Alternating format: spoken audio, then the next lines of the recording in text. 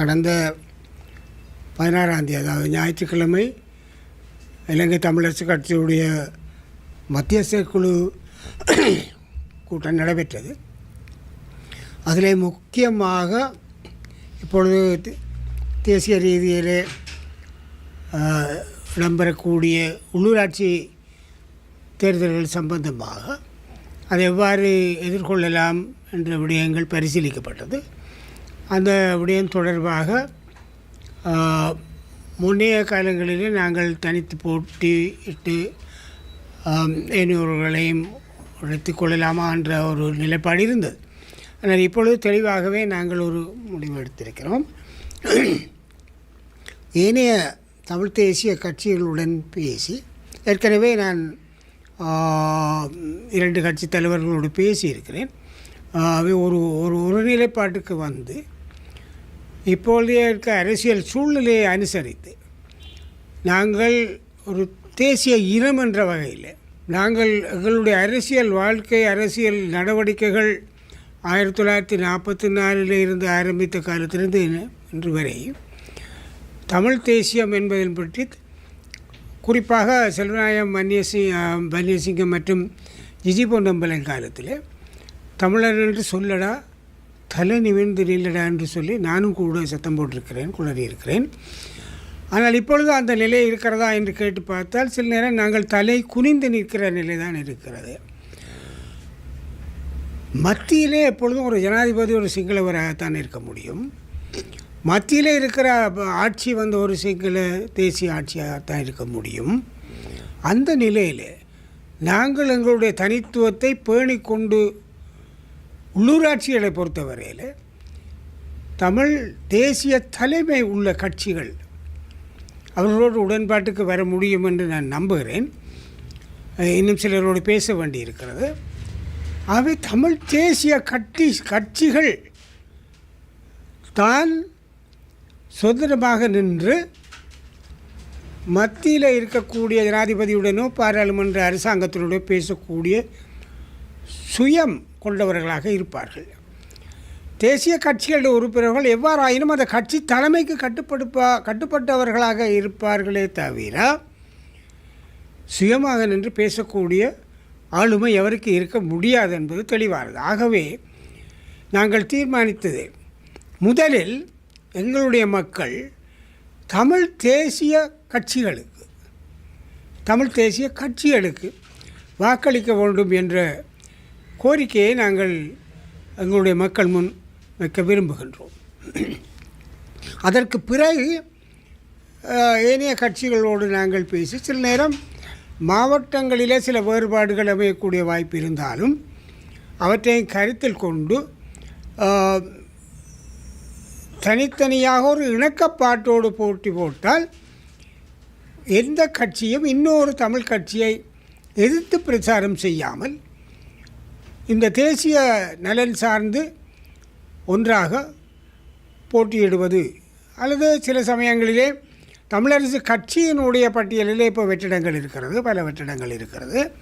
அவை அந்த கட்சிகளுடைய சில வேட்பாளர்கள் நாங்கள் அந்த பட்டியலிலே இணைத்து கொண்டு ஒரு பட்டியலாக ஒரு பட்டியலும் இன்னொரு இணைந்த பட்டியலாக 2 பட்டியலிலே போட்டியிட முடியுமா என்பதை நாங்கள் பரிசீலிக்க வேண்டும் என்றும், ஆகவே முக்கியமானது தமிழ் தேசியம் என்ற நிலைப்பாடு இந்த உள்ளூராட்சி மன்றத்திலே மக்கள் முன் கூட்டாக முன்வைக்க வேண்டும் என்றதும் நான் எதிர்பார்க்கிறேன்.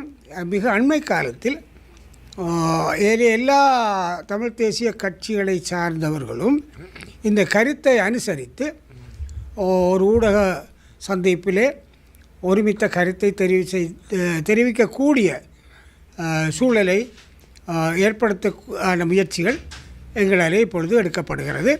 அவை இந்த விடயத்தை ஊடகவியலாளர்களுக்கு நாங்கள் கேட்டுக்கொள்வது, இந்த செய்தியை மக்கள் முன் கொண்டு செல்ல வேண்டும்.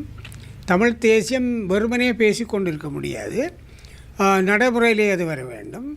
எங்களுடைய மக்கள் அல்லது உள்ளூராட்சி இன்னொரு கருத்து இருக்கிறது, அரசாங்கத்தில் இருக்கிறவர்கள் போனால் தான் காரியங்கள் ஆகும் என்று. அப்படி ஒன்றும் இல்லை. இது உள்ளூராட்சி விடயங்கள் தேசியஞ்சாதவை நாடளாவிய ரீதியில் எடுக்கப்படுற முடிவுகள் என்பது எனக்கு உள்ளூராட்சியை தெரிந்தவர் என்று எனக்கு தெரியும். சில நிதி ஒதுக்கீடுகள் விசேடமாக வருமானால் அது எல்லோருக்கும் வரும், நாங்கள் கேட்டு பெறலாம். ஆனால் சுயத்தோடு தனித்துவத்தோடு நின்று உள்ளூராட்சி தலைவர்கள் உள்ளூராட்சி மன்றங்கள் பேச வேண்டுமானால் அவை எங்களுடைய தமிழ் நிர்வாகத்தினுடைய நிலையிலே தமிழ் தலைமையினுடைய நிலையில் இருக்க வேண்டும் என்பதை வினயமாக எங்களுடைய மக்கள் வடக்கு கிழக்கில் இருக்கக்கூடிய அத்தனை மக்களுக்கும் இப்பொழுது நான் கட்சி சார்ந்து தெரிவித்துக்கொள்ள விரும்புகின்றேன். அதுதான் என்னுடைய இந்த ஊடக சந்திப்பினுடைய நோக்கம். இது ஒரு முதல் முயற்சி. தொடர்ந்து இந்த விடயங்களை நாங்கள் கட்சி ரீதியாகவும் ஏனைய கட்சிகள் சார்ந்தும் முன்னெடுக்க இருக்கின்றேன். தமிழ் தரப்பு எல்லாம் ஒரு மையத்தில் ஒன்றிணைந்து கூறுகிறீங்க. தமிழ் தேசியம் தமிழ் தரப்பில் இருக்கிற எல்லாரும் ஒன்றிணைந்து கருத்தை முன்வச்சிருக்கிறீங்க. அவ்வாறாயின் கடந்த காலங்களில் தென்னிலங்கை அரசாங்கங்களுடன் தேசிய நல்லிணக்க அதையெல்லாம் நான் இப்போ பேச விரும்பலை. நான் அதை பற்றி நான் இப்போ பேச விரும்பலை. அது என்னடா முக்கியமாக மன்னிக்கணும் வேணுன்றால் என்னுடைய எதிர்பார்ப்பு, நான் தவறோ சரியோ சொல்லலை, இந்த செய்தி உங்களூடாக எங்களுடைய மக்களுக்கு தெளிவாக சென்றடைய வேண்டும் நான் எதிர்பார்க்கிறேன். கூட்டாக சேர்ந்து தேர்தலை எதிர்கொள்வதாக இருந்தால் கட்சியினுடைய சின்னத்தை விட்டுக் கொடுக்க வேண்டும் என்பது அந்த நான் இப்போ பேச விரும்பலை. அதை பற்றி நான் இப்போ பேச விரும்பலை. ஏன்னா கூட்டாக நாங்கள் பேசுவோம். கூட்டமைப்பில் இருந்தவர்களை பொறுத்தவரை ஒரு சின்னத்தில் போட்டவர்களால் நாங்கள் பேசுவோம். அந்த ஒருவேளைக்கு நான் இப்பொழுது பதில் சொல்ல விரும்பலை. ஏன்னா அந்த விடயம் தெளிவாக இன்னும் பேச வேண்டியிருக்கிறது. நான் ஒன்று மட்டும் இல்லை, ஒரு விடயம் நான் அவர்களுக்கு சொல்லியிருக்கிறேன். கூட்டாக தமிழ் தலைமைகளுக்கு கொண்ட கட்சிகளுக்கு வாக்களிக்க வேண்டும்ன்றதை முதல் நாங்கள் சொல்ல வேண்டுமென்றதில் முக்கிய தலைவர்களுக்கு நான் ஏற்கனவே பேசியிருக்கிறேன். எங்களுக்குள்ள வேறுபாடுகள் இருக்கலாம். இதை ஒன்று நான் மட்டும் சொல்லிக்கொள்ள விரும்புவேன். என்னை பொறுத்தவரையில் போராளி கட்சிகள் எவை இருந்தாலும் சரிதான். நான் இதுவரையில் இது எனக்கு சில பேர் கருத்து வேறுபாடு இருக்கலாம். நான் எந்த கட்சியையும் ஒட்டுக்குழு என்று சொன்னதே கிடையாது. இதுவரையில் யாரும் நான் சொன்னேன் சொல்லட்டுமா? சொல்ல கிடையாது. அவர்களும் போராட வந்தவர்கள் என்றது ஏனென்றால் போராட்ட வரலாற்று ஆரம்பித்த காலத்துன்னு எனக்கு தெரியும். அப்போ அவர்களும் தமிழ் தேசிய உணர்வாளர்கள் தான். வழிவாரி திசை மாறி அல்லது கருத்துகளில் மாற்றம் கொண்டு மாறி இருக்கலாம். அவர்கள் ஒருவேளை எங்களோட ஒத்து வராவிட்டாலும் கூட எங்களுடைய இந்த கருத்தையாவது அவர்கள் ஆதரிக்க வேண்டும் என்று நான் எதிர்பார்க்கிறேன். முக்கியமாக 1-2 தலைவர்களோடு நான் பேசியும் இருக்கிறேன். ஒரு நீங்கள் குறிப்பிட்ட தரப்பில் ஏற்றுக்கொண்டால் அவர்கள் உங்களுடன் இணைந்து பயணிக்க ஒரு சந்தர்ப்பம் கிடைக்கும். நிச்சயமாக எங்களுடைய பயணத்திலே அவர்கள் ஆதரிப்பவர்களாக இருந்தால் வெளியில் நின்று கூட முதலாவது இந்த கருத்தை சொல்வதிலேயாவது ஆதரிப்பார்களாக இருந்தால் அது வரவேற்கத்தக்கது. நான் ஏற்கனவே சொல்கிறேன், நான் சில அவரிடம் பேசியிருக்கிறேன். நான் பேர் சொல்ல விரும்பவில்லை, பேசியிருக்கிறேன். குறிப்பாக முன்னாள் பாராளுமன்ற உறுப்பினர் சுமந்திரன் அவர்கள் டெலோ பிளாட் போன்ற கட்சிகளை ஒட்டுக் கொடுக்கிறேன் கடுமையாக விமர்சித்து தனியாக கட்சி போட்டியிட வேண்டும் என வலியுறுத்தியிருந்தார். இந்த நிலையில் அவர் தற்போது பொதுச் செயலாளராக வந்திருக்கிற நிலையில் அவர் தன் நிலைப்பாட்டை மாற்றியிருக்கிறாரு. அது என்ன, நான் அதாட்டம் அவர் மாற்றியிருக்கிறா இல்லையான்றது அவரை நீங்கள் கேளுங்க. நான் என்னுடைய கட்சியினுடைய அவர் பொதுச் செயலாளராக இருக்கிற நான் தலைவராக இருக்கிற கட்சியினோட நிலைப்பாடு அது ஒவ்வொரு தரம் பழசு ஒன்று சொல்லுவார்கள், நானும் கூட சொல்லியிருப்பேன். ஆனால் இப்பொழுது என்னுடைய நிலைப்பாடு இந்த நிலைப்பாடு. நான் இப்போது தற்கால சமகால அரசியல் நிலையிலிருந்து தான் பேசுகிறேன். இல்லை, யாருக்கும் தமிழீழம் பயந்ததில்லையே. ஆயுத போராட்டத்துக்கும் பயந்ததில்லையே. அரசியல் போராட்டத்துக்கும் தமிழ் பயந்தது கிடையாது. அவர்கள் பயந்தாக அந்த முடிவெடுக்கவில்லை. நாங்கள் உங்களுக்கு தெரியும், எல்லாரும் நீங்கள் எல்லாம் சொல்கிறேன், எங்கே இருந்தாலும் என்ன சொல்கிறீர்கள்? தாயகம், தேசியம், தன்னாட்சி, சுயநிர்ணயம் தானே சொல்கிறீர்கள். இந்த தன்னாட்சிக்குள்ளே இந்த தனித்துவம், சுயநிர்ணயம், சுய கௌரவம், சுயமானம் அடங்கியிருக்கே. என்ன பயம்? பயத்துக்காக இல்லை, யாரோடையும் பயப்பட வேண்டிய தேவையில்லை. முறைமை தனித்தனியாக போட்டியிட்டால் தான் அதிக தமிழ் தேசிய கட்சிகள் ஆட்சியை பிடிக்க முடியும் என்றும், தேர்தலை தனித்தனியாக எதிர்கொண்டு பிறகு ஆட்சி அமைக்கும் போது சேரலாம் என்ற ஒரு நிலைப்பாட்டில் தமிழ் கட்சி அதுவும் ஒரு தெரிவு. நீங்கள் அந்த நிலைப்பாட்டை மாற்றி இருக்கிறீர்கள்? மாற்ற இல்லை. அது நாங்கள் கூடி பேசி ஒரு முடிவுக்கு வருவோம். தமிழரசு கட்சியினுடைய முடிவு தேர்தலை ஒன்றாக கூட்டாக எதிர்கொள்வதா அல்லது ஒன்றாக இருந்து கூட்டாக ஆட்சி அமைப்பதா? கூட்டாக எதிர்கொள்வது என்பது தான் எங்களுடைய இலக்கு. சில சமயங்களிலே 2 அல்லது 3 அணிகளாக கூட அது போட்டியிடும் வாய்ப்பு இருக்கலாம்.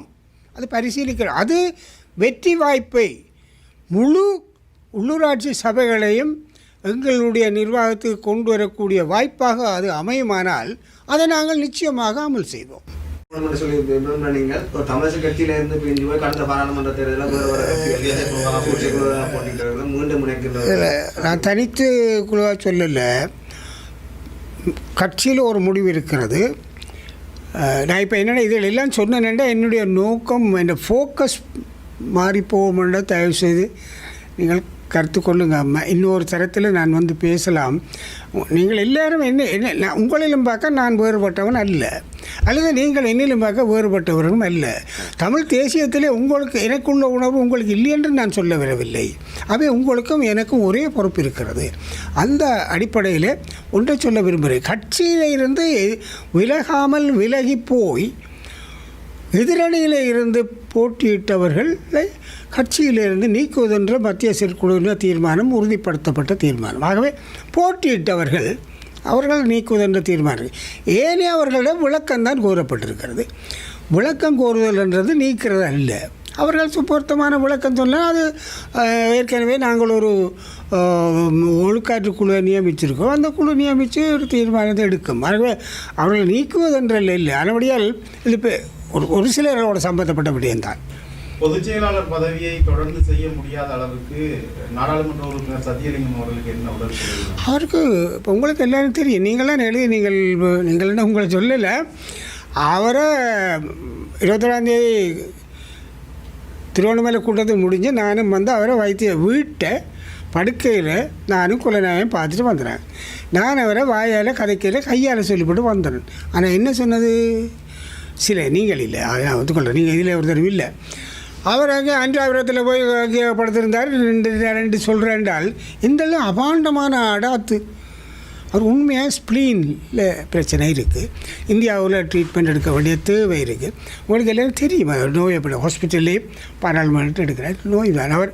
மற்றது இப்போ அவர் முந்தி பார்த்துட்டு இப்போ பாராளுமன்ற பொறுப்பும் இருக்குது. அது மன்னியில் மிகப்பெரிய பொறுப்பு இருக்குது. ஏனென்றால் போர்டர் எல்லா பிரச்சனைகள் இருக்குது. அப்போ அவர் அதையும் கையாள வேண்டுமென்று அவராகத்தான் முன் வந்து தானாகத்தான் அவர் அந்த பதவியில் இருந்து விலகினவர். அரியநேத்திரன் அவர்களுக்கு எதிராக அவர் நடவடிக்கை எடுக்கப்பட்டுள்ளதாக தெரிவிக்கப்படுகிறது. இதேவேளை பொது வேட்பாளருக்கு ஆதரவு தெரிவித்த பாராளுமன்ற உறுப்பினர் சிவஞானம் ஸ்ரீதரனுக்கு எதிராக ஏதாவது நடவடிக்கை எடுக்கப்படுகிறது.